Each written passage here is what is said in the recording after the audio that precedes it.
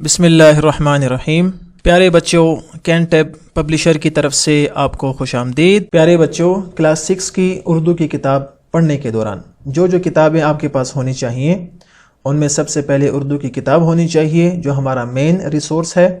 اس کے بعد آپ کے پاس ریسورس پیک جو آپ کو مشق حل کرنے میں بہت مدد دے گا، اور آپ کی چھٹیوں کے کام کے لیے اور کتاب کو مزید اچھی طرح سمجھنے کے لیے آپ کے پاس سمر پیک بھی ہونا چاہیے۔ اردو کی کتاب میں خوش آمدید۔ آج ہم سبق نمبر 3 کا دوسرا حصہ پڑھیں گے جس میں ہم درخواست لکھنے کا طریقہ سیکھیں گے۔ سبق کے آغاز سے پہلے آج کے حاصلات تعلم یعنی SLOs پر ایک نظر۔ آج کا ہمارا SLO ہے اپنی ذات و ماحول سے متعلق مسائل و امور پر درخواست اور خط وغیرہ تحریر کر سکے۔ آج ہم سیکھیں گے درخواست نویسی یعنی درخواست لکھنے کا طریقہ، لیکن اس سے پہلے ہم یہ پڑھتے ہیں کہ درخواست آخر کہا کسے جاتا ہے۔ اپنی کتاب میں درخواست نویسی والا حصہ کھول لیجئے اور آج کا سبق غور سے سنیں تاکہ آپ کو درخواست لکھنے کا طریقہ آ سکے اور آئندہ آپ ہر قسم کی درخواست لکھ سکیں۔ اور اگر آپ نے آج کا سبق غور سے سنا تو آپ ہر قسم کی اور کسی بھی قسم کی درخواست لکھ سکیں گے اور آپ کو یقیناً کوئی مسئلہ نہیں ہوگا۔ درخواست کا مطلب ہے التجا کرنا یعنی گزارش کرنا۔ درخواست کو عرضی بھی کہتے ہیں جو روزمرہ زندگی میں لکھی جاتی ہے، یعنی عام زندگی میں درخواست لکھی جاتی ہے جس کا مقصد کچھ بھی ہو سکتا ہے، لیکن درخواست لکھنے کے کچھ اصول متعین ہیں، اور آپ نے جب بھی درخواست لکھنی ہے، جیسی بھی درخواست لکھنی ہے اور جس کو بھی درخواست لکھنی ہے، آپ نے ان متعین اصولوں کا خیال کرنا ہے تاکہ آپ کی درخواست میں کوئی تکنیکی غلطی موجود نہ ہو۔ سب سے پہلے آپ یہ سیکھ لیں کہ یہ لفظ درخواست نہیں ہے بلکہ درخواست ہے، اور یہاں پر واو کی آواز نہیں آتی، یعنی واو لکھا تو جاتا ہے لیکن واو پڑھا نہیں جاتا۔ اب چلتے ہیں درخواست لکھنے کے کچھ اصول پڑھتے ہیں۔ آپ نے یہ اصول باری باری سننے ہیں اور ذہن نشین کرنے ہیں۔ پہلا اصول ہے جس کو درخواست لکھی جا رہی ہو اس کا نام اور پتہ لکھا جاتا ہے، یعنی درخواست جس کو لکھی جا رہی ہے اس کا نام لکھنا ہے اور اس کا پتہ لکھنا ہے۔ نام اور پتہ لکھنے کے بعد دوسرا اصول ہے اس کے بعد جناب عالی لکھتے ہیں، یعنی جس کو درخواست لکھی جا رہی ہے اس کی تعظیم کے لیے ہم لفظ استعمال کرتے ہیں جناب عالی۔ تیسرا اصول ہے تیسری سطر میں مؤدبانہ انداز میں اپنا مقصد بیان کیا جاتا ہے۔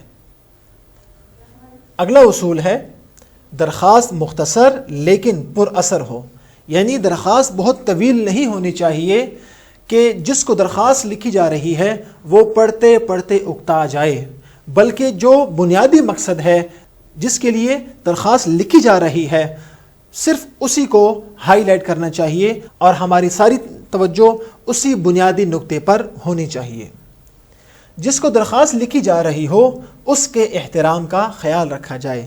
مثلا اگر آپ نے استاد کو یا اسکول کے پرنسپل کو یا کالج کے پرنسپل کو یا کسی عوامی نمائندے کو یا کسی ادارے کو، آپ جس کو بھی درخواست لکھیں آپ نے اس کے احترام کا اور اس کے مقام اور مرتبے کا خیال رکھنا ہے، اور الفاظ ایسے ہونے چاہیے جیسے کہ اگلے اصول میں بتایا گیا۔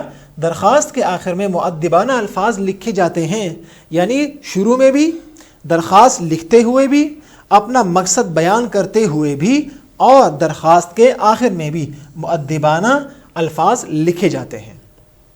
اور آخری اصول ہے آخر میں العارض یا درخواست گزار لکھیں اور پھر اپنا پورا نام، پتہ اور تاریخ تحریر کریں، یعنی آپ نے اپنا نام بھی مکمل لکھنا ہے، اپنا پتہ بھی اور تاریخ بھی آپ نے ضرور لکھنی ہے۔ یہ ہیں وہ چند متعین اصول جو کہ درخواست لکھتے ہوئے آپ نے اپنے ذہن میں رکھنے ہیں۔ اب آپ کے سامنے جو بھی درخواست آئے گی، اور اگر آپ نے وہ درخواست لکھتے ہوئے ان اصولوں کا خیال رکھا ہے تو یقیناً آپ کی درخواست ایک مثالی اور عمدہ درخواست ہوگی۔ ان اصولوں کی روشنی میں ایک نمونے کی درخواست، یعنی مثال کے طور پر ایک درخواست آپ کے سامنے لکھی گئی ہے، آپ نے کتاب میں یہ درخواست پڑھنی ہے، اور درخواست پڑھتے ہوئے آپ نے وہ اصول بھی ذہن میں رکھنے ہیں، اور یہ دیکھنا ہے کہ آیا وہ اصول اس درخواست میں موجود ہیں یا نہیں۔ مثال کے طور پر سب سے پہلا اصول تھا کہ جس کو درخواست لکھی جا رہی ہے اس کا نام اور پتہ لکھنا ہے، اس کے بعد آپ نے اس کو مخاطب کرنا ہے، جناب عالی اور جناب عالیہ تب ہوگا جب مخاطب مؤنث ہو تو جناب عالیہ لکھا جائے گا، اور اگر مخاطب مذکر ہو تو جناب عالی لکھا جائے گا۔ اور اس کے بعد اپنی درخواست کا مقصد مختصراً آپ نے لکھ لیا، اور آخر میں العارض یا العارضہ، اگر مذکر ہیں تو العارض، اور اگر مؤنث ہے تو العارضہ لکھنا ہے۔ اس کے بعد اپنا مکمل نام، اپنا پتہ اور تاریخ بھی آپ نے مکمل لکھنی ہے تاکہ آپ کی درخواست ایک بہترین درخواست بن سکے۔ تو بچوں، آپ نے درخواست لکھنے کا انداز بھی سیکھا، اور آج ہم نے درخواست لکھنے کے وہ اصول پڑھے جو کہ متعین ہیں، اور ہم نے آپ کو بطور مثال ایک درخواست بھی لکھ کر آپ کو دکھائی۔ اب آپ نے ان تمام چیزوں کی روشنی میں اپنے اسکول کے پرنسپل کو درخواست لکھنی ہے، جس میں کسی بھی مسئلے کی نشاندہی کرنی ہے، اور اس مسئلے کے حل کی آپ نے درخواست بھی کرنی ہے۔ اور آپ نے جو بھی آپ کو مسئلہ لگتا ہے، چاہے وہ صفائی کے لحاظ سے ہو، چاہے وہ پڑھائی کے لحاظ سے ہو، یا کسی اور حوالے سے، آپ نے اپنی مرضی سے ایک عنوان پر درخواست لکھنی ہے، لیکن یاد رکھیں آپ نے درخواست لکھتے ہوئے اس کے متعین اصولوں کو ضرور اپنے ذہن میں رکھنا ہے۔ اگلے سبق میں پھر ملاقات ہوگی۔ اللہ حافظ۔